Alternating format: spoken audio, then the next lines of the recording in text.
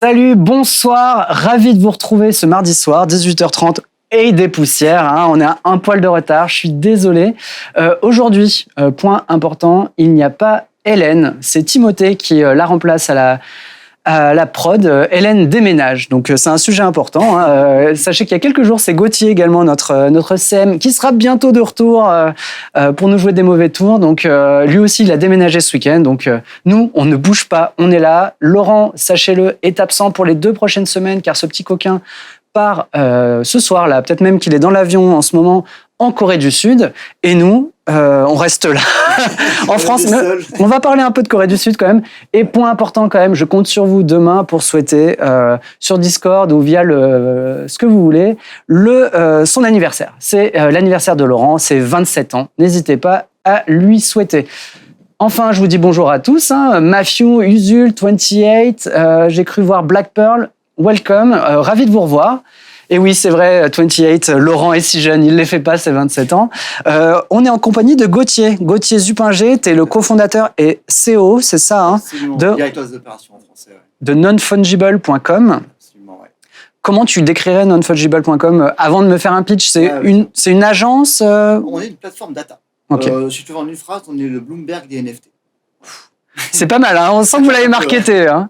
Pas mal. Alors, vous nous connaissez, on a Matthew, tu nous dis péter de rire, je suis rien, je compte sur toi pour faire le modérateur, hein. Tu vas me gérer le chan comme il faut, hein. Et Mac Fanoche nous dit on n'entend pas bien Gauthier, Timothée, on compte sur toi pour péter les potards. On va commencer. Alors je suis désolé Gauthier, je vais avoir besoin de Timothée, je vais avoir besoin de tes services pour envoyer la première question et après je te laisse tranquille sur le micro. Super. Oui, parce qu'on a un quiz en 3 questions et j'aime bien commencer les émissions sur un petit quiz. Alors, il n'est pas pour toi, évidemment. On va commencer avec un peu d'étymologie puisqu'on va parler NFT aujourd'hui, hein. Le terme fongible, nous vient d'où? Il nous vient du terme latin fungi, ou fungi, je ne sais pas vraiment, qui voulait dire A, champignon, B, remplir une fonction, accomplir. Réponse C, et les amateurs d'Alain Chabat auront reconnu. Qu'est-ce qu'il est fun? Guy. Voilà. Je me suis fait plaisir. Sachez que il y a que de la blague sur les quiz aujourd'hui, hein. J'étais plutôt en forme. Pas grand-chose d'intéressant à dire, mais voilà, de la vanne. Je vous laisse. 28 nous dit A, Usu nous dit B. On fait tout le quiz maintenant? Non, justement, car c'est une technique de rétention. J'ai besoin que vous soyez là toute l'émission. Il y a une question là, une question un poil plus tard, et la dernière en fin d'émission. Exactement. Le niveau monte. Le niveau monte, le niveau d'humour, hein. Il y a, globalement, là, la deuxième question, il y aura 4 réponses possibles et sûrement qu'il y aura 2 ou 3 bonnes réponses dans les 4 propositions. Enfin, vous allez voir. Donc, si je parle de fongible, c'est parce qu'on va parler de non fongible, de NFT. T'es arrivé assez tôt, toi, dans le marché, puisque en 2018, vous avez cofondé, vous avez lancé nonfungible.com. Est-ce que tu peux me dire un peu par quel biais t'es rentré dans le monde du Web3 et qu'est-ce qui vous a amené ensuite à créer le Bloomberg du Web3? On aspire à devenir le Bloomberg du Web3. Alors moi, à l'origine, je ne suis pas un mec de la crypto. Je connaissais le Bitcoin, j'en avais évidemment entendu parler comme tout le monde, je n'avais pas investi dedans, mais je connaissais tout ça. Mais j'avoue que je regardais ça d'assez loin. C'était un truc un peu de spéculation, de trading, bon. Et pour la petite histoire, à l'époque, j'étais consultant, donc j'étais en intercontrat, ça s'appelle, et donc un collègue à moi qui s'ennuyait un petit peu, qui avait investi 90% de ses économies dans le Bitcoin. On parle de novembre, décembre 2017, donc il était vraiment chaud, et qui à un moment m'envoie un lien. C'était donc le lien de Ready Player One, donc la bande-annonce du film. De Spielberg. De Spielberg, tout à fait. Et je me dis, tiens, c'est quand même plutôt cool et tout. Et juste après, il m'envoie le lien d'un site qui s'appelle Decentraland. Je dis, tiens, c'est quoi ça? Et en fait, il m'explique que sur la blockchain, ça va exister.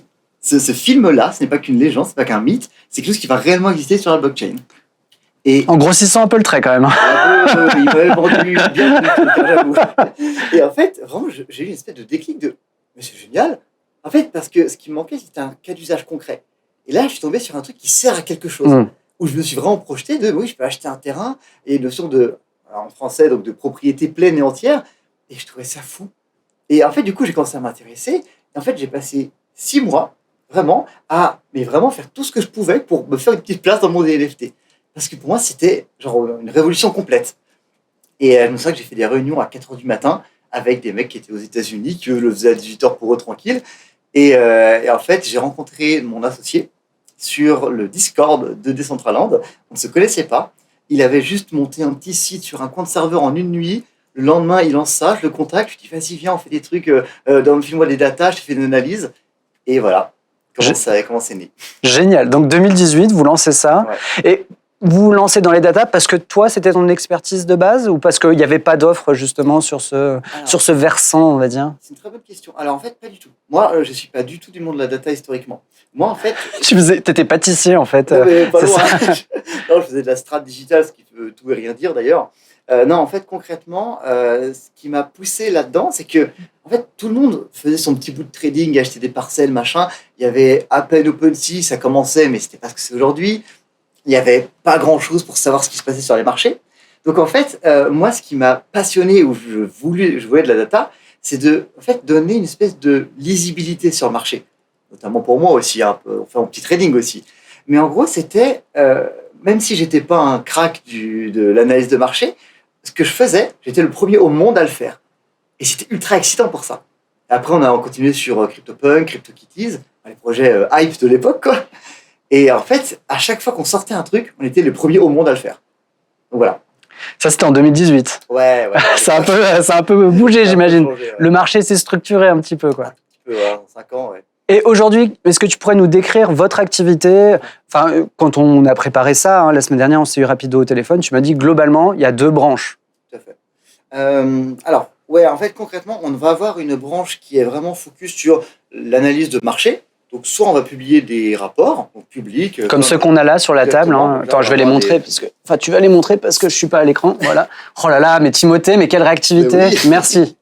Donc, on a le 2020, on a le 2021. Exactement, le 22, je ne l'avais pas sur moi, malheureusement. Et en fait, je pense qu'on a été les premiers à sortir des vrais bouquins physiques sur les NFT. Donc ça, c'est la partie, on va dire, grand public. On sort aussi des études de marché qui sont plus spécifiques sur demande. Donc, on a eu des clients qui sont des Fortune 500, des boîtes du CAC 40. Je ne peux pas toutes les citer, malheureusement.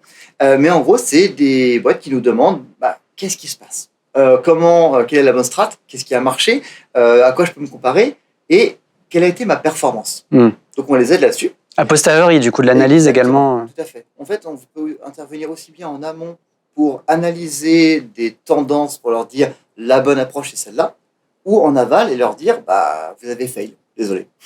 Du coup, avant de faire cette interview, tu t'es penché sur le projet 20 minutes, et tu as regardé le floor des machines qui est un peu bas en ce moment. Ouais, mais vous n'êtes pas les seuls. Donc, non, honnêtement, franchement, vous n'avez pas à rougir, sincèrement. Ça va. On va remonter un peu le temps, parce que justement, ce qui est intéressant, c'est quand même que tu as observé, tu as participé en tant qu'acteur, mais aussi observé avec ces rapports les dernières années, on va dire de 2018 à 2023, on va dire, avec des années un peu plus actives que d'autres. Mais avant ça, Timothée, je veux bien qu'on envoie la question numéro 2. 28 qui nous dit « C'est pas aujourd'hui qu'on va égaler le record de viewers. » C'est normal, c'est le retour des vacances, vous inquiétez pas. Et de toute façon, on fait quand même une excellente émission et on se rattrape toujours en replay. C'est comme ça qu'on fonctionne. C'est le long terme. Question B. Ah, mon petit Lolo, il est là. Hélène, tu m'entends? Il y a quelqu'un? Eh oui, sachez qu'on a toujours eu, Gauthier, si tu le sais pas, on a toujours eu des problèmes de son. Ah ouais? Et ils sont de retour. Je crois qu'il y a 2 semaines, Laurent en a bien souffert, mais je crois que Saint-Laurent veille sur nous. On n'aura pas de problème aujourd'hui. Rappelez-vous, quels événements ont provoqué le crash des cryptos en 2022? On peut parler d'une année compliquée. On peut parler d'une année très compliquée. Ouais. Réponse A, l'effondrement Terra Luna. Réponse B, FTX. Réponse C, A et B, entre autres choses. Quelle belle année. Réponse D, une énième émission de 20 minutes avec des problèmes de son. Voilà, c'est et D, nous dit 28, c'est Matthew. Bon, vous aurez déduit à cette prose légendaire qu'il y a plusieurs bonnes réponses dans cette... je crois qu'à peu près toutes les réponses sont valables. Ou pas? Mettre A, B, C, D. Tu peux mettre A, B, C et D. Je pense qu'on y a participé également. Parce que je pense qu'en 2022, il y a eu 5-6 émissions à la suite où on avait des problèmes de son. Ouais, c'était assez costaud. On a commencé les problèmes de son, là. Du coup, léger. Mais je crois que Timothée s'en est emparé. Il a réglé ça d'une main de maître. Donc, En mettant de côté nos problèmes de son en 2022, quel regard tu jettes, toi, sur l'évolution du marché tel que tu l'as connu au tout début? Moi, je connaissais pas du tout la crypto en 2018-2019. Et on va dire les débuts 2023, où on est encore sur une phase où tout le monde regarde le niveau du Bitcoin. On est à 27 000, on est à 30 000. Enfin, moi, j'en ai acheté l'an dernier, on était à 54 000 euros. Et Ouais, tu fais partie de ces gens qui sont un peu déçus aujourd'hui. légèrement. Ouais, il y en a beaucoup.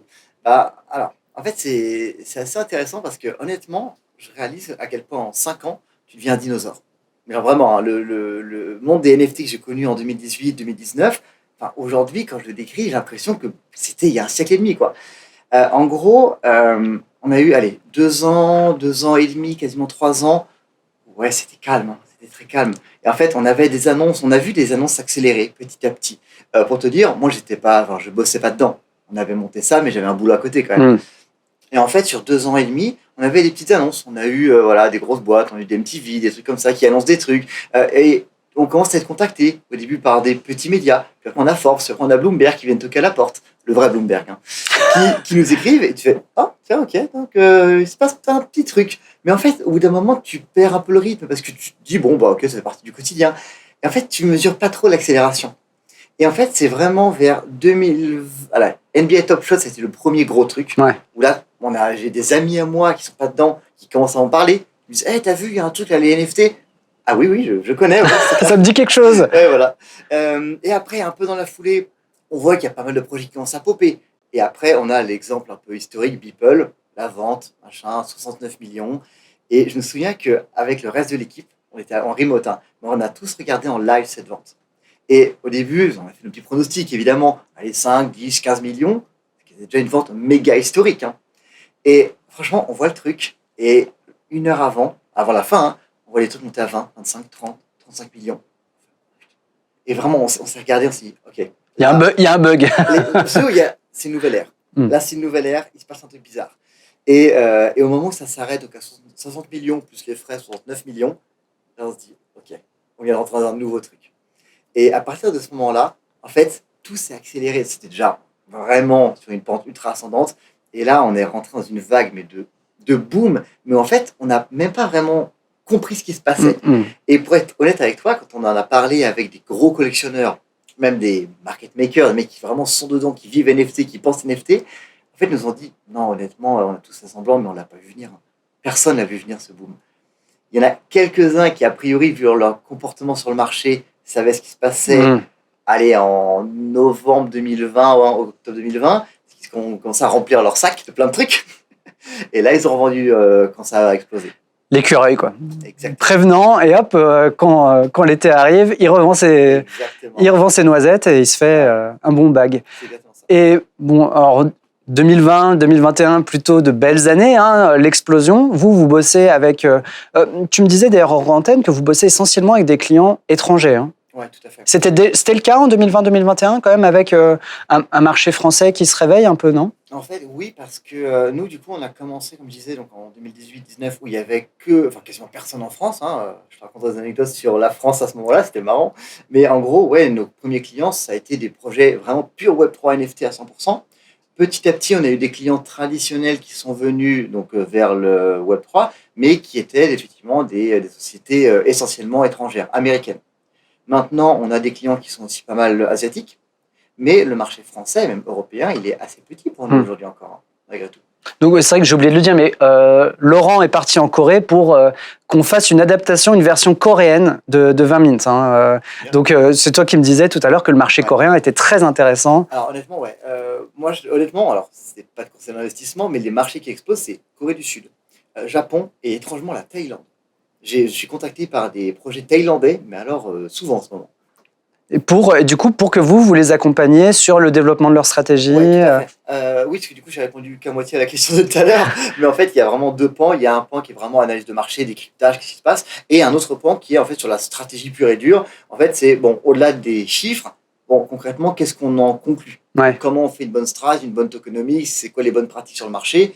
Donc, on va pas analyser que du quanti avec du bon chiffre, mais on va aussi te dire ce qui marche et quelle est la bonne approche, en fait. Ouais, parce que j'imagine que vous avez déplacé le curseur sur les projets full NFT qui marchaient bien avec des PFP à gogo en 2021.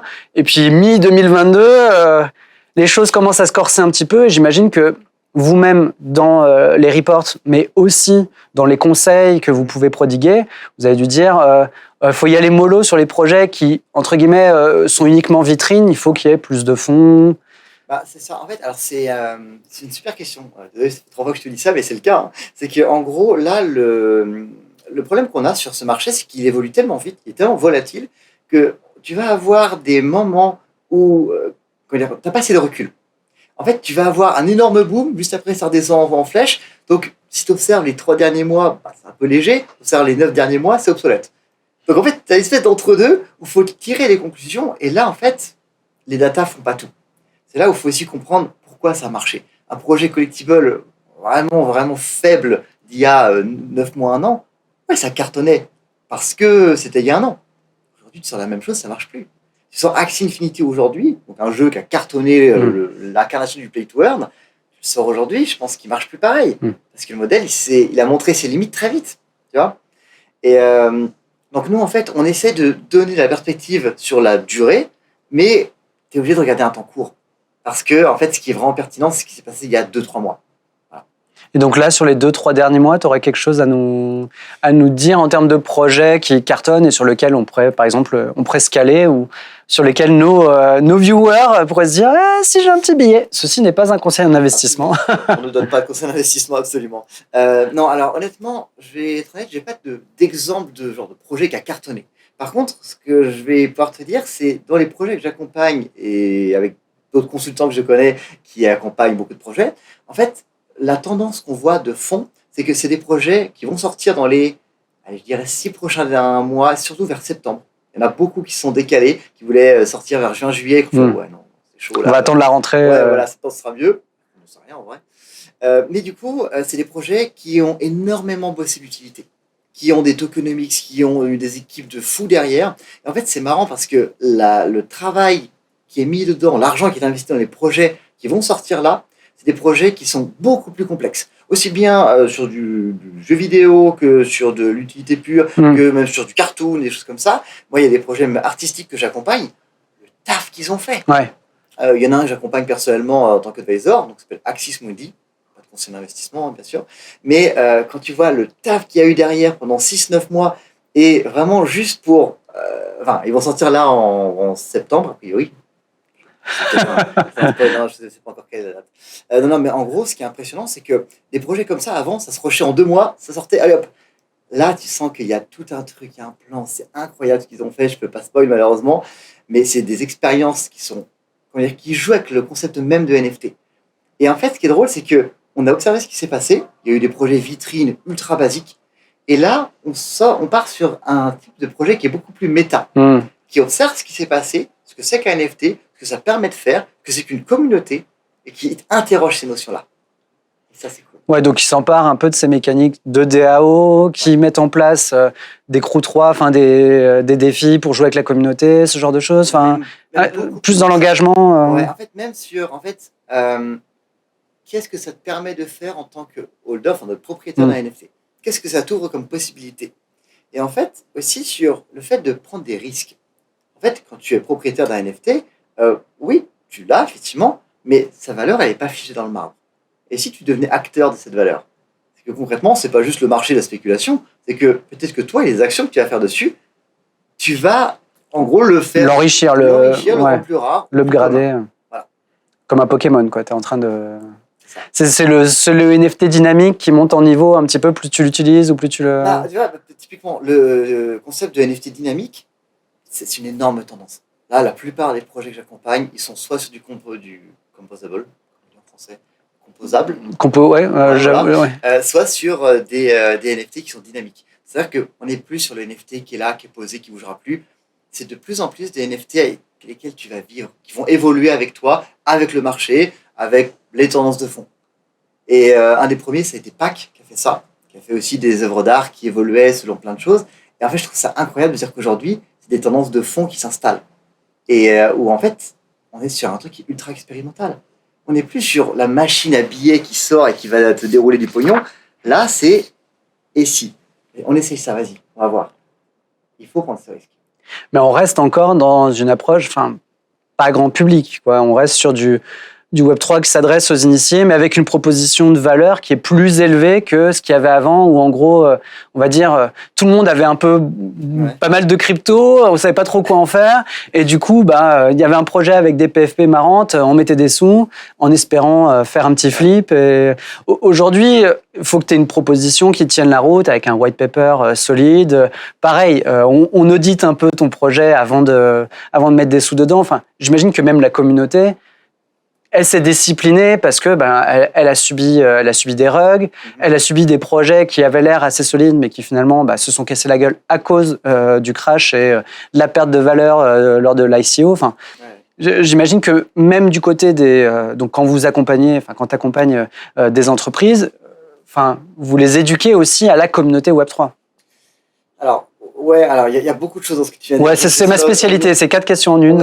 Alors, le premier truc, c'est effectivement un des trucs qui a marqué le boom des NFT, c'est ce qui est arrivé juste avant.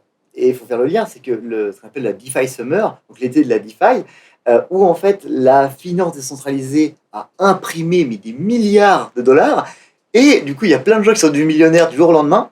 On fait, mais qu'est-ce que je vais faire de cet argent? Oh, des NFT. Et du coup, il y a une grosse partie de cet argent qui s'est déversée dans les NFT. Voilà. Donc, ça a beaucoup joué aussi dans l'explosion des NFT.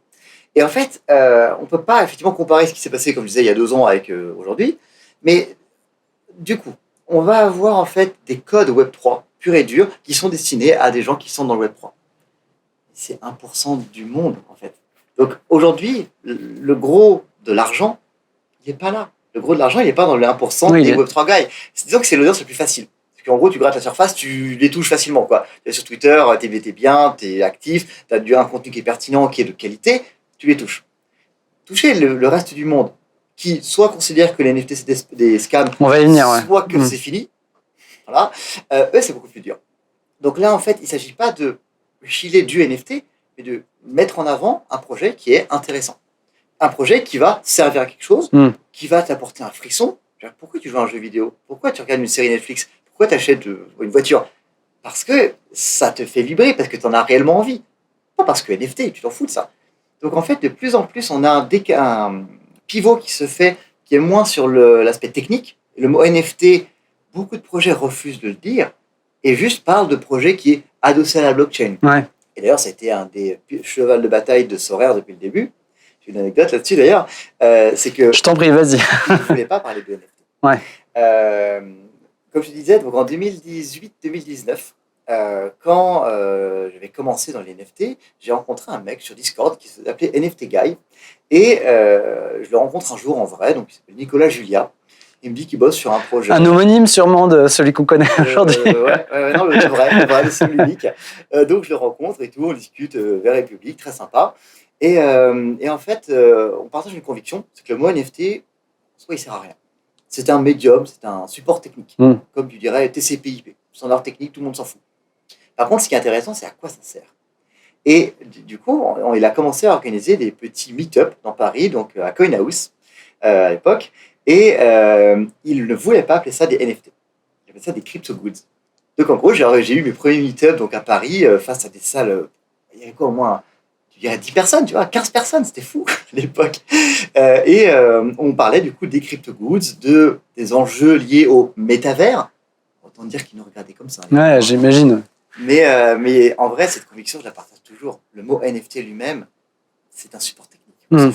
Oui, tout comme celui de Web3 sert moins de support technique que de support éventuellement marketing, mais en fait, le jour où on parlera plus de NFT et de Web3, soit ils auront totalement disparu, soit ils se seront, on va dire, insérés dans les technologies, dans les usages, et on les aura oubliés. Tout à fait. Mais en fait, ça dit aussi quelque chose profondément, c'est que la technologie, tout s'est cristallisé autour de la technologie. Alors que l'enjeu, il est moins de c'est une nouvelle technologie, de à quoi elle sert. Et en gros, ce qui s'est passé, tu voyais d'ailleurs dans les de pitch ou même toutes les pubs que tu voyais sur Twitter à l'époque, pendant le boom, c'était c'est un NFT et il est Metaverse Ready. Qu'est-ce que ça veut dire? Et puis le fait que ce soit un NFT, est-ce que c'est une proposition de valeur? Donc en fait, on a eu une espèce de glitch qui, je pense, a été extrêmement nocif pour les NFT, c'est que quand tu cristallises sur le standard technologique et pas sur la proposition de valeur, tu vas droit dans le mur. Et c'est ce qui s'est passé. C'était un glitch de bullshit quand même, quoi. C'est bullshit. Hein. Non, mais oui, c'est regardez ma technologie, elle est incroyable, c'est basé là-dessus. Ouais, cool, mais ça sert à quoi? Et en fait, les collectibles, c'est l'incarnation de ça. En fait, ça s'appuyait sur c'est un NFT, tu peux le posséder. Cool. What else? Ouais, c'est ça. Et en fait, petit à petit, évidemment, ce qui devait arriver est arrivé, ça s'est essoufflé. Et beaucoup de gens ont acheté en disant je le possède. Et puis après, on fait ouais, maintenant que je le possède, en plus sa valeur elle a baissé, il ne sert à rien. Et j'ai vu des projets, vraiment dans les coulisses, des projets que j'ai accompagnés, qui ont fait vraiment un boom incroyable, ils ont fait X millions pendant le boom. Et après, ils viennent me voir et me disent mais du coup, maintenant, en fait, on n'a jamais eu de roadmap, on ne sait pas quoi faire. Ouais. Tu pourrais nous aider? Bon, vous allez me filer 10% des millions que vous avez amassés et je vais vous aider. Et je ne sais pas si tu as regardé l'excellente émission qu'on a fait la semaine dernière avec Samy Schlagon, qu'on salue s'il nous regarde. Et même s'il ne nous regarde pas, on le salue parce que c'était vraiment, vraiment très chouette. Où j'ai l'impression qu'on se retrouve un petit peu puisque sa proposition, elle est blockchainée. C'est-à-dire de créer un jeu où les cartes que tu vas obtenir ou acheter te permettront ensuite de les exporter dans le MMORPG qu'ils vont faire, le MOBA. Et en fait, il te dit oui que c'est des NFT, mais sinon, il te brandit pas que c'est un jeu Web3, tu vois. Il te dit que oui, c'est possible grâce à la blockchain d'avoir justement de l'interopérabilité entre les différents jeux, entre le trading card game, le jeu massivement multijoueur et le jeu de combat à la League of Legends. Et ça, c'est grâce à la blockchain. Mais sinon, en dehors de ça, il passe pas son temps à te dire c'est du métavers, c'est du NFT, qui sont, d'une part, c'est les deux termes qu'on va nous poser, on va dire, dans une étude qu'on fait là, avec Razorship et dont je vais avoir bientôt les réponses. Et je m'attends, donc c'est les Français et les NFT, les Français et le métavers, je m'attends pas à des résultats très heureux, à des chiffres. Et du coup, je colle un peu à ta première réponse, c'est comment tu redresses comment tu redresses ça, sachant que forcément les gens vont se dire le métavers, l'exemple Mark Zuckerberg, on le balaye, et les NFT, c'est dans le même sac, ou pire, parce que justement les NFT ont ce côté un peu escroquerie. C'est compliqué. Honnêtement, comme je disais, ça a énormément souffert. Les NFT, le métavers, pour moi c'est un peu la même chose, profondément. J'y reviendrai. Mais pour moi, tout cet écosystème a souffert profondément de la spéculation et de ce manque de communication, plein de facteurs. Mais donc, tout le monde est rentré là-dedans en se disant il y a de l'argent à faire. C'était pas la bonne raison d'y rentrer. C'était pas pour l'argent, normalement. Si on regarde le long terme. Et en fait, comme c'est une ruée vers l'or, tout le monde est rentré, a pris son gros baluchon et s'est dit vas-y, je plaque tout, j'y vais. Sauf que, comme dans la vraie ruée vers l'or, vers le Klondike, la moitié des gens ils sont morts sur la route, quoi. Donc là, il n'y a pas eu de mort normalement, mais par contre, des gens qui ont perdu de l'argent, beaucoup d'argent. Et forcément, l'image, c'est non, en fait, c'est une arnaque, regarde, on ne peut faire que de perdre de l'argent. Oui, parce que c'est pas si facile, en fait. Et en gros, donc, comment on redresse la barre? Déjà, nous tous, vous médias, nous quand on est acteur et qu'on accompagne un projet, on a un rôle à jouer, c'est d'arrêter de transmettre cette idée qu'on peut faire de l'argent rapidement. Non, c'est d'abord un investissement, c'est d'abord beaucoup de temps, beaucoup d'énergie, à terme, aussi bien pour les joueurs, ce que tu veux, les acheteurs, que pour la marque, ça aura un impact positif, qui n'est pas forcément que financier, hein. Ça peut être de l'engagement, ça peut être du divertissement. Du marketing, tout simplement. Du marketing, voilà. Il y a plein d'enjeux autres que faire de l'argent. Et en fait, c'est un effort collectif. Donc, sincèrement, je pense qu'il faut... Alors, le mot que je vais dire va être très dur, mais enterrer cette précédente vague des NFT, accepter que oui, c'est fini. Ce qu'on a vécu là est fini, mais que la techno, elle n'est pas morte. Hein. La techno, elle continue. Il y a encore plein de gens. On est encore sur des millions. Là, on est sur approximativement, je crois que c'est 50 000 wallets actifs par semaine. Rien quand même. C'est moins qu'avant, mais c'est pas rien. Au monde, il n'y aurait que 50 000 wallets actifs par semaine. En ce moment, on est sur 50 000. Là, on est au plus bas. Là, on est vraiment... Toute blockchain confondue là, je te parle de Ethereum, Polygon, Ronin, Flow. Donc, effectivement, c'est pas tout. Donc, je ne vais pas avoir Tezos Solana. Ok. Ou Terre Noire. Mais je ne pense pas que ça change la face du monde, honnêtement. Mais du coup, donc, il faut accepter que cette vague-là se soit crashée. Mais on est sur une marée montante. C'est-à-dire que cette vague-là, elle est montée, elle est redescendue, Mais globalement, la tendance, elle est haussière. Il ne faut pas regarder les 2 dernières années, il faut regarder 5-10 ans. Donc, accepter que ce soit fini et un effort collectif, en fait, pour accompagner des projets qui apportent réellement de la valeur, qui se posent les bonnes questions, qui utilisent le NFT comme un médium qui va servir à quelque chose. Et en fait, petit à petit, l'ancrer dans les usages. Donc, je crois que tout le monde en parle, mais la fameuse Madame Michu, qui, du coup, un jour, en aura peut-être un, elle ne le saura pas. Enfin, quand concrètement, elle a sa carte pour aller collecter ses points chez Carrefour, elle s'en moque si c'est TCP, IPv6 ou pas. Mais elle en a une, et c'est pratique. Elle a des cartes, elle a une carte de crédit, elle va sur le Facebook et les internets, ça marche très bien. Voilà. Ouais, je vois ce que tu veux dire. Et en fait, les NFT, petit à petit, il faut que ça aille vers ça. C'est que concrètement, demain, quand j'ai travaillé mon ticket sur Eventbrite, tout ce que tu veux, ou j'irai à un concert, je ne sais pas si c'est un NFT ou pas. Par contre, je sais que je peux suivre l'historique, je sais que je suis capable de voir que c'est pas du marché noir, que le mec l'a bien acheté à ce prix-là, l'a bien vendu à ce prix-là. Et pareil pour ma voiture. Là, il y a un vrai usage. Ouais, la traçabilité. Exactement. En parlant d'usage, je vais revenir quand même un petit peu sur la technique, puisque je crois que c'est 28 qui a posé la question de savoir si jamais tu travaillais ou tu t'intéressais au Soulbound Token, c'est-à-dire le NFT non cessible. Alors, ça, honnêtement, c'est un exemple que je trouve ultra intéressant, parce que c'est un cas d'usage qui était pas du tout évoqué il y a quelques années. Enfin, c'était vraiment même pas envisagé. Oui, il a surgi d'une réflexion de Vitalik, le créateur d'Ethereum, c'est ça, hein? Exactement. Et en fait, je pense que profondément, il y a quelque chose derrière qui est, comment dire, qui est fondamental. Parce que le fait de pouvoir prouver que ce wallet, enfin une forme d'identité en fait, et que du coup le NFT qui est associé m'incarne, c'est une forme vraiment d'identité digitale. Je pense que pour les métavers, c'est vital. On a besoin de ça. On a besoin de prouver que effectivement ce diplôme, cette carte d'identité, ce que tu veux, oui, c'est bien moi. Et non, il n'y aura pas de marché pour ça. Et le fait d'accepter qu'il y ait des typologies de NFT qui n'ont pas de marché, qui sont uniquement là pour être et incarner le wallet, pour moi, ça fait sens complètement. Uniquement dans cet aspect-là? Enfin, ça peut être du coup du diplôme, ce genre de choses, c'est ça que tu veux dire? Oui, c'est pas que des papiers d'identité, ça peut être ton permis, ça peut être ton, enfin, alors, du coup un papier d'identité, pardon, mais je voulais plus dire éventuellement un diplôme, une formation, une activité. Tout à fait. Et en fait, même concrètement, on peut même aller plus loin. C'est même pour des condamnations, des choses comme ça. Là, on va très très loin. Mais là, pour le coup, ça fait écho aussi à une... Ce sera un Soulbound Token avec date de péremption, quoi. C'est-à-dire le jour où tu sors... Pourquoi pas? Je dis juste que c'est un cas d'usage à envisager. Mais c'est des discussions qu'on avait même au début des NFT qui étaient intéressantes. C'est, je pense profondément que toute cette notion même de propriété foncière, c'est pas un Soulbound Token pour le coup, mais en gros, se dire que oui, c'est pertinent de l'avoir sur la blockchain, mais est-ce que c'est pertinent en France? Je pense que c'est beaucoup plus intéressant dans des pays qui ne sont pas ou peu développés, où il y a énormément de corruption, où tu as des énormes doutes sur la certification des documents. Là, pour le coup, la blockchain elle répond vraiment à un enjeu, à un besoin. Aujourd'hui, on va pas se mentir, ça marche plutôt bien chez nous, globalement. Pas trop de corruption, enfin voilà, globalement, il y a plein de choses à améliorer, mais on n'est pas les pires. Par contre, il y a énormément de pays en voie de développement pour lesquels ça changerait vraiment la donne. Ok, intéressant. Donc, comment on peut surveiller ce qui se passe dans ces pays-là ou les projets qui éventuellement se penchent sur ces pays-là pour y apporter des solutions et éventuellement, je ne dis pas y mettre un billet, mais enfin, quels outils vous utilisez, vous, en termes de veille pour justement repérer ces projets ou ces technos? Alors, comment faire? Bon, déjà, la veille, d'un point de vue traditionnel, tu passes des heures sur Twitter et tu essaies d'être dans les bons groupes.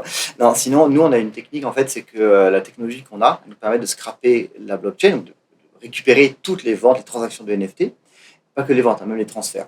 Et en fait, comme on ne traque pas des smart contracts, mais on va vraiment s'appuyer sur des standards, donc ERC 721 et 155, on va être capable en fait de découvrir des smart contracts, donc des projets, des marketplaces même, tous les jours. Parce que d'un coup, dans nos tablettes, on voit que d'un coup, il y a un volume sur tel smart contract, jamais entendu parler. D'un coup, il y a un nombre de transferts colossal, ou il y a un nombre de ventes, ou il y a une vente à 5 millions. Qu'est-ce qui se passe là? Et en fait, donc on découvre... Des signaux faibles, en quelque sorte. Exactement. Tout à fait. Et donc nous, ça fait partie de nos indicateurs qui nous permettent en fait de relever, d'identifier un peu ce qui se passe sur les marchés, quoi. Et quelle blockchain vous surveillez Tout à l'heure, tu en as cité quelques-unes. Ouais. Pour le nombre de wallets actifs, j'imagine que c'est à peu près les mêmes blockchains. Oui, exactement, tout à fait. Donc nous, historiquement, donc on a commencé sur Ethereum, qui reste aujourd'hui de loin la plus grosse blockchain en termes d'activité, de volume de dollars échangés. C'est là où tu as aussi tous les blue chips, donc Bored Ape. On va avoir, donc là, on a déjà Ronin, on a Flow, on est en train de travailler, on a pris du retard là-dessus, j'avoue, sur Polygon et Tezos Solana. On rajoutera aussi Ok, ouais. sur la roadmap. Je pose la question parce que je sais que la communauté va la poser. Terre Noire, vous regardez? Alors, Terre Noire, on regarde. J'avoue qu'elle n'a pas encore été mise sur la roadmap. Il faudrait. Ok. Je sais qu'on a beaucoup de demandes là-dessus. On va passer, s'il te plaît, Timothée, sur la question numéro 3. 28 nous dit Ultra et Tails, comme ça c'est dit, les projets à suivre pour mettre un petit billet. Tails, c'est Tales from the Wild, un projet que 20 Mint suit beaucoup, puisqu'on a un membre de la communauté qui y prend activement part. Quelqu'un a-t-il compris quelque chose au meme coin à tête de grenouille, PP Coin, sorti le 15 avril? On en a parlé tout à l'heure, tu vas me raconter ça. Dog, Shib, Pépé, c'est du pareil au même. Réponse A. Réponse B. Je Shiba, c'est inouï. Voilà, c'est pour la blague. Et réponse C. Je m'en fous, je suis la hype. Qui m'aime me suive. Ça, c'est la réponse C. Et la réponse D, vous la connaissez. C'est pas la réponse D, c'est do your own research. Et peut-être faites-vous un petit bifton sur un shitcoin. Hein, c'est globalement ce que tu m'as dit. Je rappelle quand même que cette crypto-monnaie qui s'est lancée autour du mème. Hein. C'était le Memecoin. Elle s'est lancée le 15 avril avec une explosion, plus de 5000% en quelques jours. Et là, depuis une semaine, on peut le dire, hein, c'est en mode fusée Tesla, SpaceX. Ça.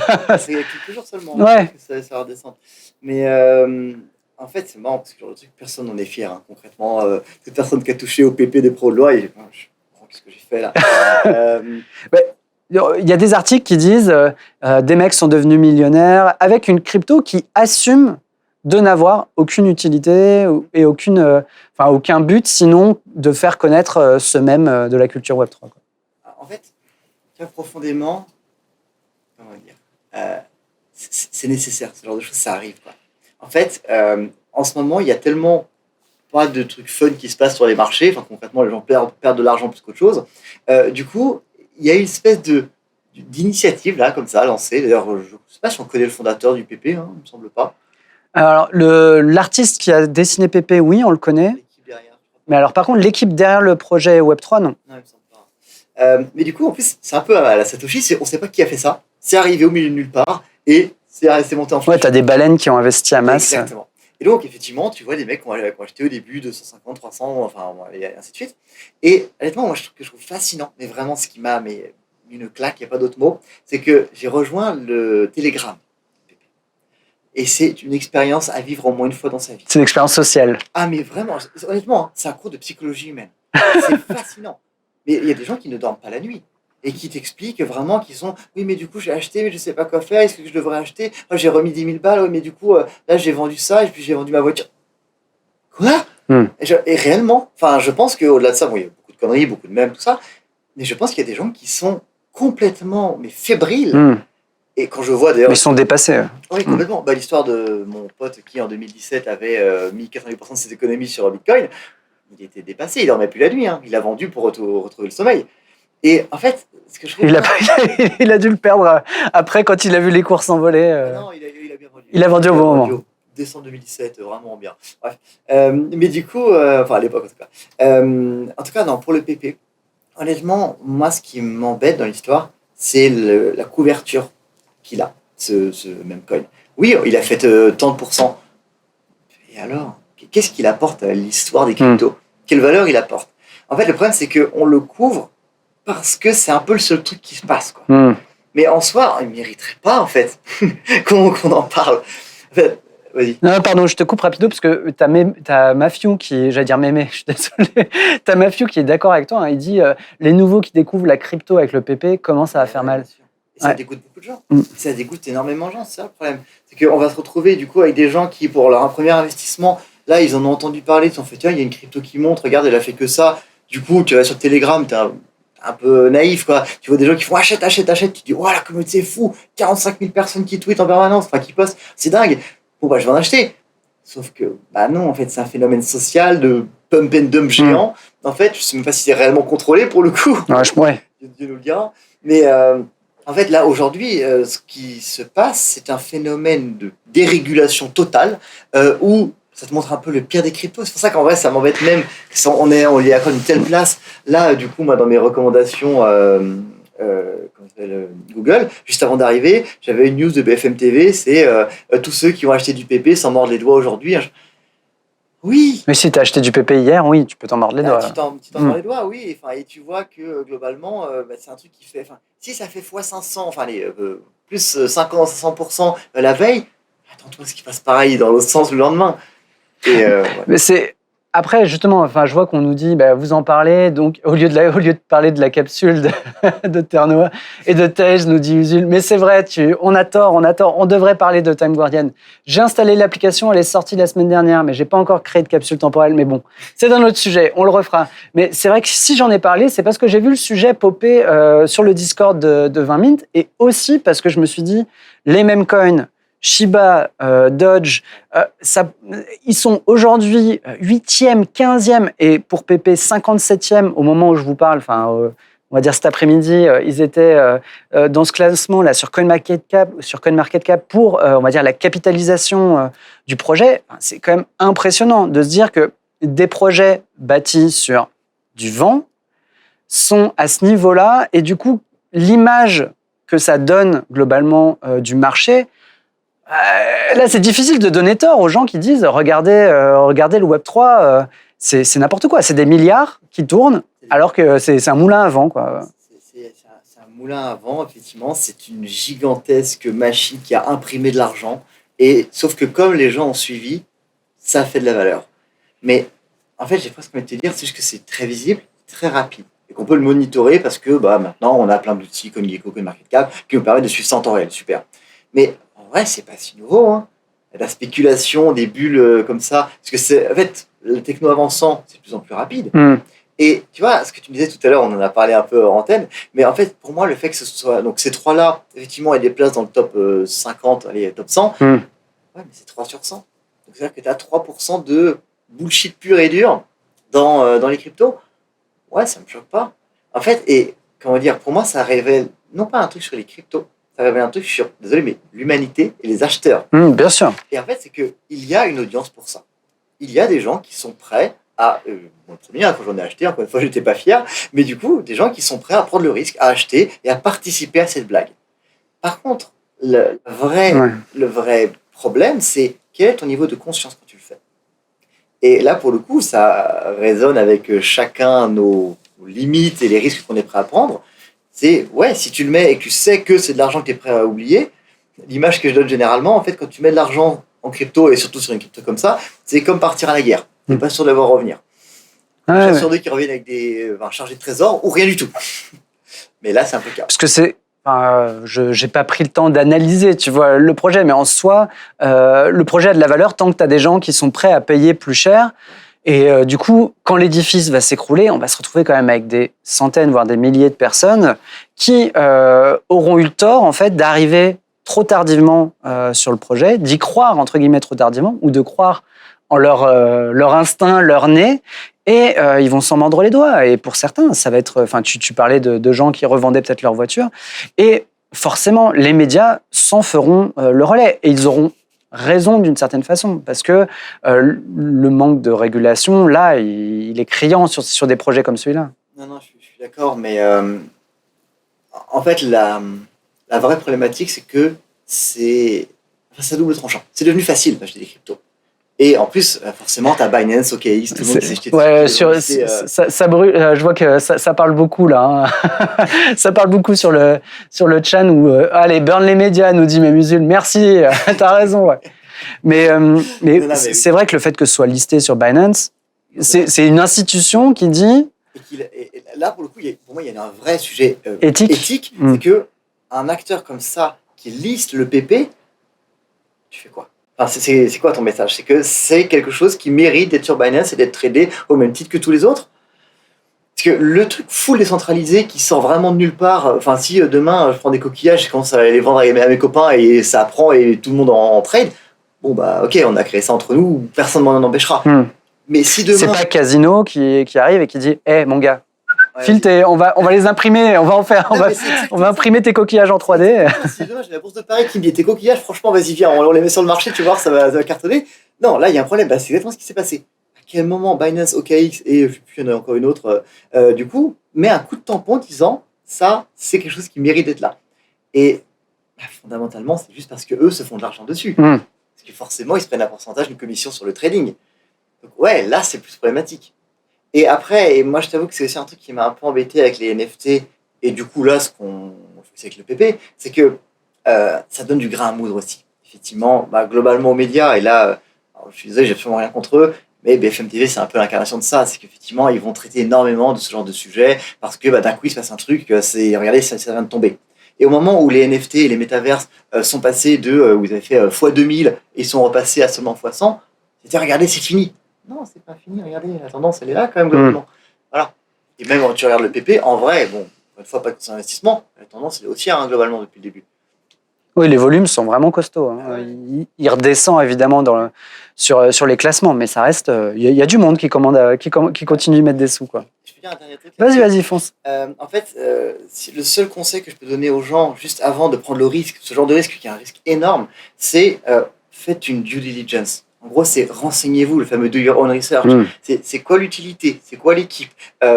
Et il y a quoi comme gros, je sais pas, partenaire ou un truc comme ça. Et en fait, là, concrètement, tu as tous les signaux rouges. On ne connaît pas l'équipe, il n'y a pas d'utilité. Enfin, je crois que dans la roadmap, c'est on va faire plus fort que Bitcoin. Cool. Voilà, enfin, concrètement, il n'y a rien qui va. Donc, si tu as ta petite grille de lecture, pour n'importe quoi, tu vois que tu es rouge, si tu y vas, tu sais le risque que tu prends. Capiche. Je prends le conseil. Quoi qu'il arrive, j'ai pas de sous, donc j'ai pas mis de sous dedans. Mais... Donc, mais en tout cas, je pense que t'as été entendu. Du coup, on va mettre à profit cette fois ta veille et ton analyse pour que tu nous présentes. Alors, je sais pas si t'as quelques projets comme ça sous le bras, des projets qui, selon toi, méritent plus. Tu vois, qu'on prenne le temps. Tout à l'heure, t'en as esquissé quelques-uns. T'as des projets que tu suis. Pas forcément professionnellement, mais sur les blockchains et que tu trouves vertueux, intéressant et sur lesquels tu dis, bon, si je devais pas forcément investir, mais en tout cas, si je dois les suivre, si je dois le prendre le temps de me pencher dessus, je le ferais. En dehors de 20 Mint et de Tales from the Wild et Ultra, évidemment. Évidemment, mais ça, on va pas en parler, c'est évident. Non, alors, moi, je vais te prendre deux exemples.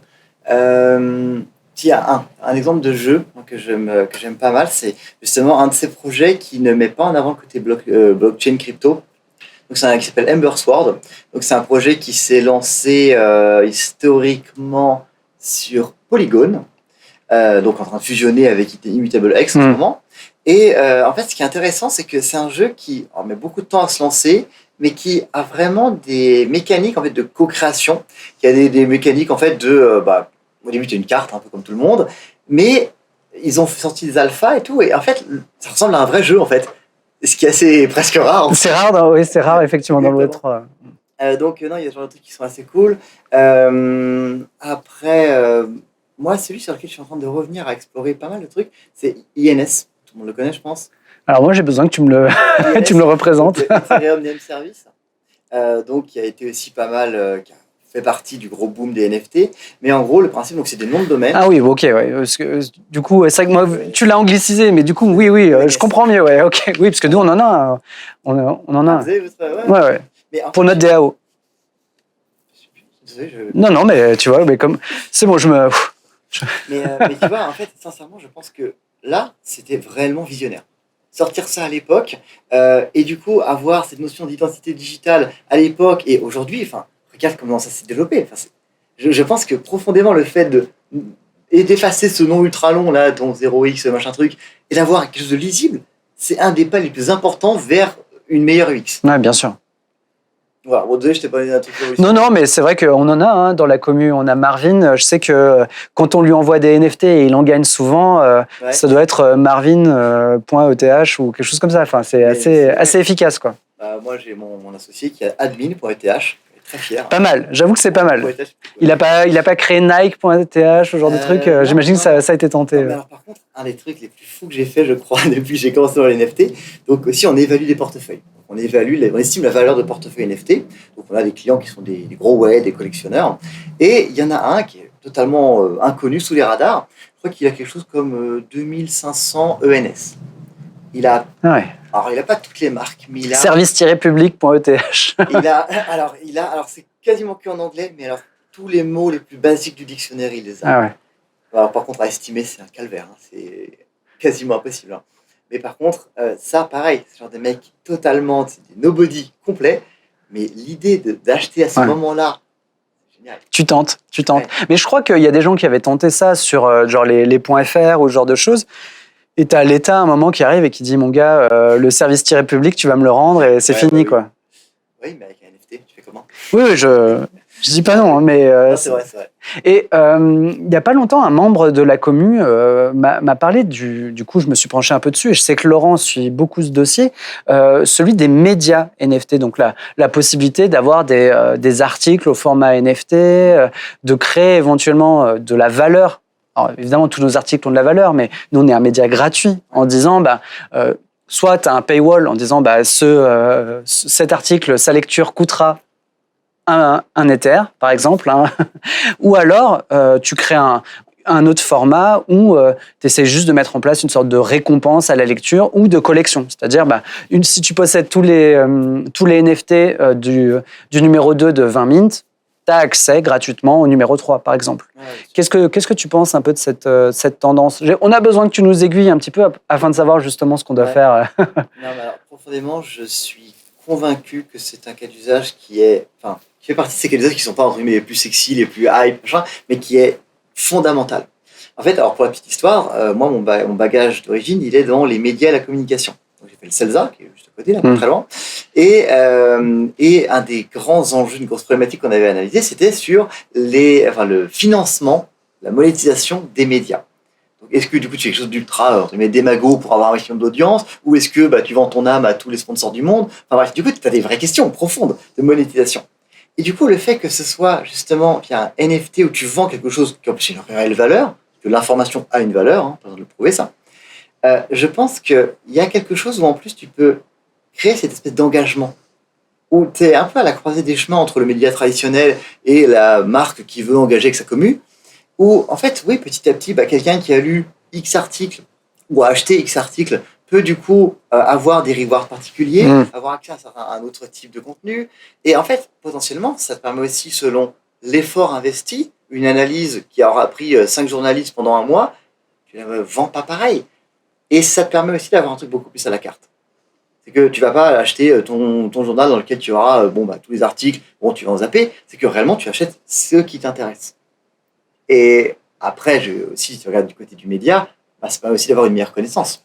Bien sûr. Aussi qui voit ton profil. Exactement. Tu vois ce que veulent entre guillemets tes acheteurs, et donc tu peux adapter ton offre en conséquence. Et c'est ultra vertueux parce que t'es pas dans une logique où tu es en train de profiler les gens. Tu sais qui est qui, il habite là, il a tel âge, machin.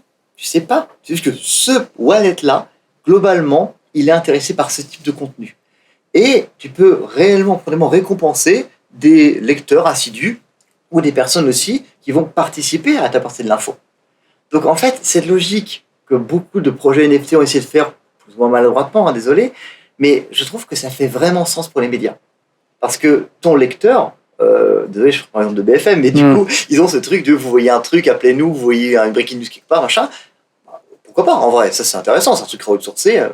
Et ça veut dire que demain, tu as quelqu'un qui te trouve une info, il te la remonte, et depuis son wallet, il s'authentifie.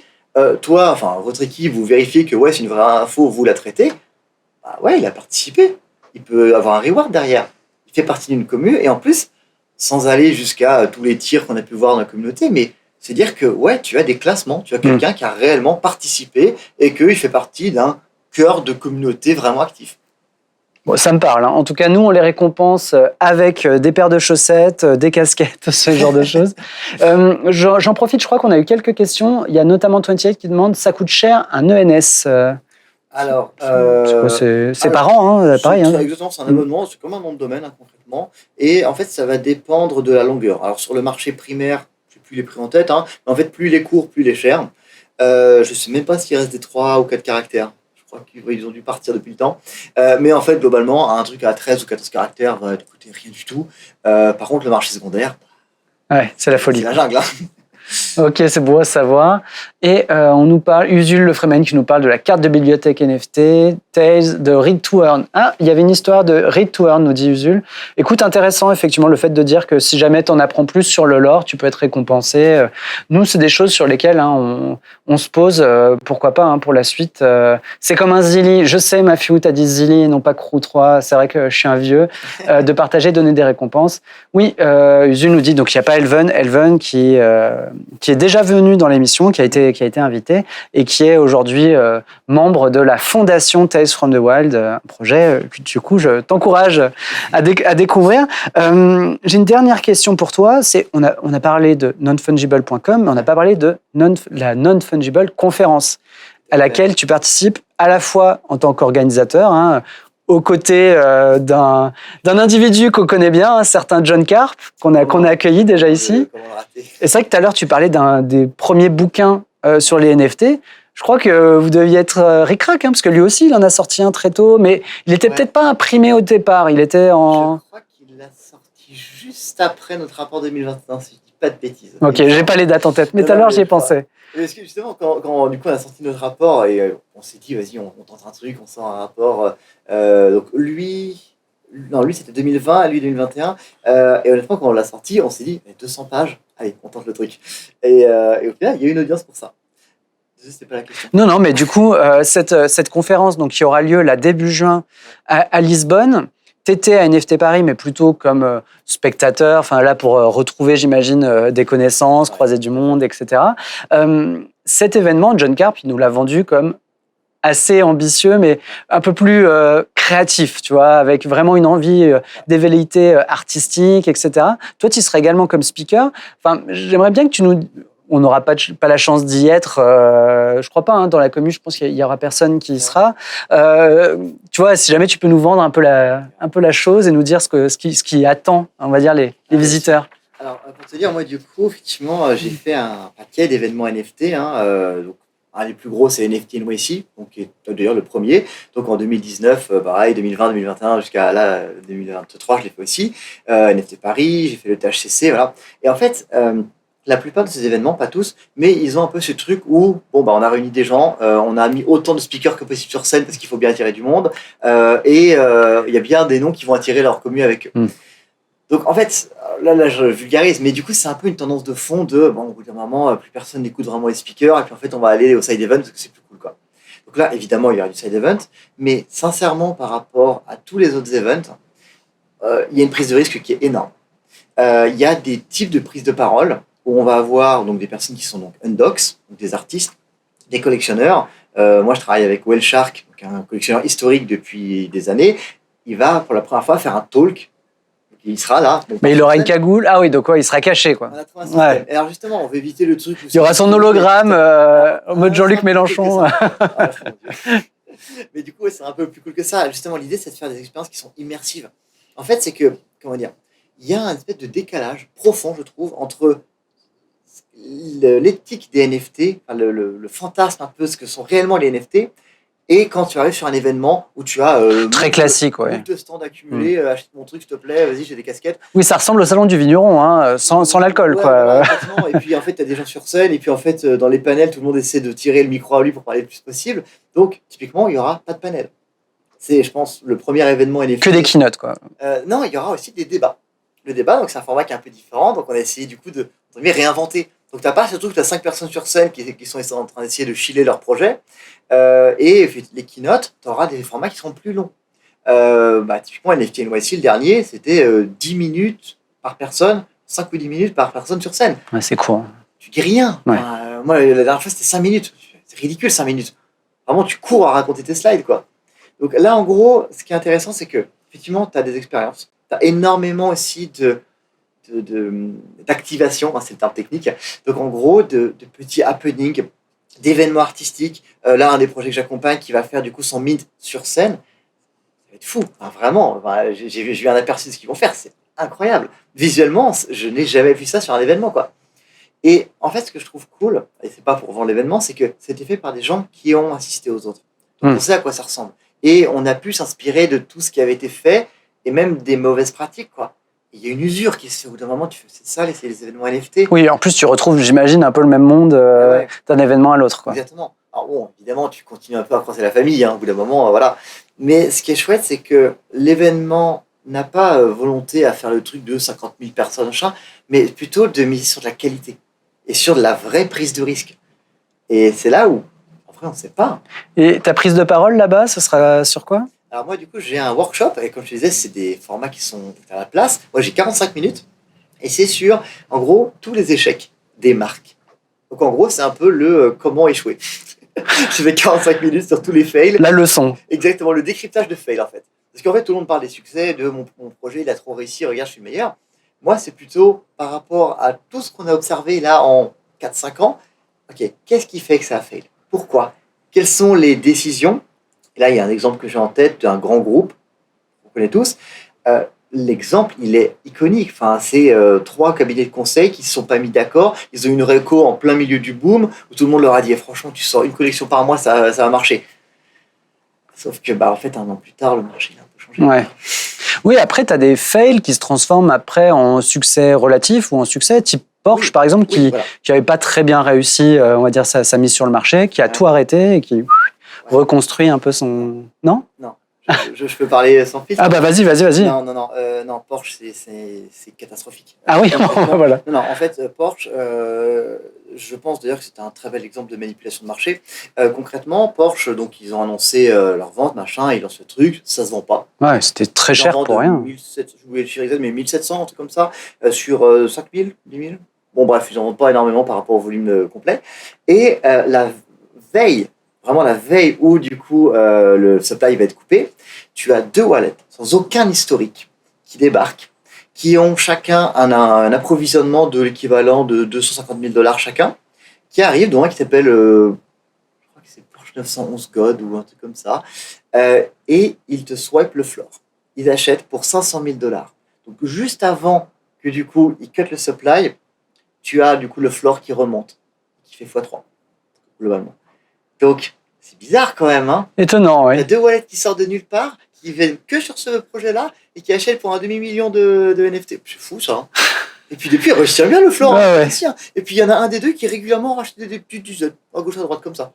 Putain, quand même. Le hasard fait bien les choses. Par contre, blague à part, je ne peux pas te dire si c'est Porsche qui est à l'origine de ça. Je n'ai strictement aucune idée. Est-ce que c'est un arrangement ? Est-ce que c'est un investisseur ? Est-ce que je ne sais pas. Le fait est que c'est très bizarre. Ouais, étonnant, ouais. Parce que c'est vrai que moi j'avais lu qu'ils avaient par exemple rajouté des utilities. C'est-à-dire que grâce aux NFT qu'au départ tu rachetais, vu qu'en fait il y avait quasiment pas d'utilities, tu avais des chances d'avoir des trucs, mais c'était vraiment minime. Là, tu as un repas dans un grand restaurant, genre de trucs. Enfin, il me semble qu'ils avaient un peu revu à la hausse. Mais effectivement, je suis pas... Dessus. Mais en fait, le sentiment que ça me donne... Alors c'est très drôle parce que tu n'es pas le premier à me donner ce retour de « Regarde, Porsche, ils se sont bien sortis ». Ils ont tout fait pour, mais la vraie réussite, c'est d'un point de vue marché, le prix aujourd'hui, c'est pas vraiment lié aux utilities a priori. C'est plus lié au fait que d'un coup, le floor a été sauvé. Bien sûr. Je vois que je me fais chambrer par Usul qui dit que ce sera la même chose sur Renault 5 et sur 20 minutes, nous dit-il. Non, c'est vrai que le floor est un peu bas en ce moment, mais c'est pas nous qui rachetons, donc on y est pour rien. On sait que Laurent, il a des machines, Lolo. Ça nous arrivait d'en acheter quelques-unes quand elles étaient à petit prix, mais c'est plutôt nous derrière pour les offrir et créer de l'intégration. C'est comme ça que Dom de Hello Token est rentré dans la commu. On lui a offert une machine contre participation. Bref, je ne peux pas vendre, nous dit Usul, mais tu as raison, garde-la, c'est de l'or en barre. Gauthier, donc rendez-vous à la Non-Fungible Conference, Exactement. début juin. Nous, on a, je crois, dans le Tropi, on a des places à moins 90%. Tu m'as dit qu'il en restait des places. Donc, il reste des places. voilà, vous payez juste le vol et l'hébergement et Tout à fait. 10% de la place. Donc, en soi, vous devriez vous y retrouver. Alors, il y a un peu de logistique, c'est sûr. L'event a l'air de valoir le coup. Et c'est vrai qu'on a eu John Carp en interview, Laurent l'a eu. Ça vend du rêve, quoi. Voilà, franchement, on fait honnêtement quelque chose qui n'a jamais été fait avant. Tiens, il y a Usul qui va nous poser une question. Pourquoi faire si cher? Ah, ça, c'est une question que j'ai posée moi-même à Laurent. Ouais. Je pense que c'est pour c'est pour les échanges avec les partenaires, ce genre de choses. Tu fais. Il y a plusieurs choses. En fait, Alors, je reformule la question de Usul pour les gens qui n'auraient pas le chat. C'est-à-dire, pourquoi vendre si cher les places des events Web3 quand derrière tu proposes des bons pour avoir des réducs à 80-90% et que tu trouves partout, hein. Globalement, les billets pour la Non-Fungible Conference, si tu les as payés plein pot, c'est que tu t'es pas connecté à Internet. après, je vais te dire, moi, j'ai un exemple concret d'une autre marque très connue qui fait ça, c'est Disneyland Paris. Concrètement, le rack, le prix vraiment dur, je crois que c'est 5% des gens qui le payent. Ouais. Tout le monde a des discounts. Mais en fait, il y a un peu de ça. En fait, pour tout vous dire, ces genres d'événements, malgré les prix, c'est quasiment pas rentable. Voire, voilà, c'est toujours un peu sur le fil, quoi. Donc en fait, c'est pas des événements où les fondateurs se font des millions et ils partent aux Bahamas juste après, quoi. Honnêtement, c'est vraiment des passionnés. Enfin, là, pour le coup, John, je sais qu'il dort pas depuis des mois là-dessus. Et en fait, donc pourquoi ces gros discounts? C'est aussi parce que ça permet en fait d'engager aussi les partenaires à jouer un rôle. Tous les partenaires médias et autres ont du coup un rôle aussi pour que ce soit eux qui amènent faire l'attraction, quoi. Voilà.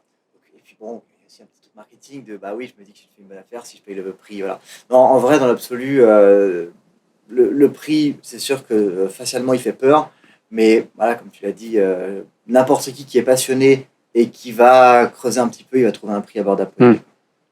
Donc rendez-vous à la Non-Fungible Conference à Lisbonne. Absolument. Et sinon, tu as une autre date à laquelle on te retrouve Moi, du coup, je serai également sur ETHCC. Donc, c'est en juillet. Moi, je crois que c'est ça. Ouais, j'ai pas les dates en tête. Rien du tout, hein. Je suis juste speaker. Donc, on te croisera à l'ETHCC. Voilà, Très ETHCC, bien. T'as pas de code de réduc, rien? Ah, faudrait que je vérifie. Ouais, tu nous diras. Ouais, tu nous diras. je On sait jamais. Ça sera peut-être quelque chose à faire gagner. J'ai cru voir qu'il y avait quelques personnes qui avaient dû s'absenter. Salut les gars. Moi, je vous donne rendez-vous. Déjà, merci Gauthier. Hein. Merci, c'était très chouette de t'avoir. Et je vous donne rendez-vous mardi prochain. On aura Constantin Garot. Je vais pas dire de bêtises sur son nom de famille. C'est le responsable du projet Stables chez PMU. Donc, on va parler hippisme. Alors, sachez que nous, on est partenaires depuis. On l'était pas cette année, mais du TRO. Donc, c'est une des branches de PMU. On a fait un dossier avec le Grand Prix d'Amérique ces 5 ou 6 dernières années. Donc, c'est un partenariat que je gère en perso avec Lolo depuis plusieurs années. Donc, on va parler d'hippisme, on va parler de NFT. Je ne sais pas si tu as ton avis sur le projet. Ah, ben oui, parce que je les ai accompagnés. Ah, voilà. Ça fait partie des projets que j'ai accompagnés en fait, au tout début. Et en fait, c'était confidentiel de fou à l'époque. Oui, j'ai dû signer des NDA. Hein. Ouais. Et en fait, moi, je les ai surtout accompagnés sur justement le cadrage, la stratégie un peu globale au tout début. Et en fait, moi, je trouve ça vraiment cool ce qu'ils ont fait. Parce que sur le papier, PMU, bon, l'image du bar PMU, machin, alors que la course hippique, c'est un monde incroyable. Et en fait, ils ont réussi à faire justement des assets qui servent à quelque chose, qui sont profondément ancrés dans leur ADN, la course hippique, et en plus de ça, qui sont inspirés, mais pas trop de Sorare. Non, bien joué. Ok, écoute, merci, hein, c'était pas prévu. On en reparlera mardi prochain de tout ça. Et puis sur ce, moi je vous souhaite une très bonne soirée et on se redit à la semaine prochaine. Merci Timothée. Merci beaucoup.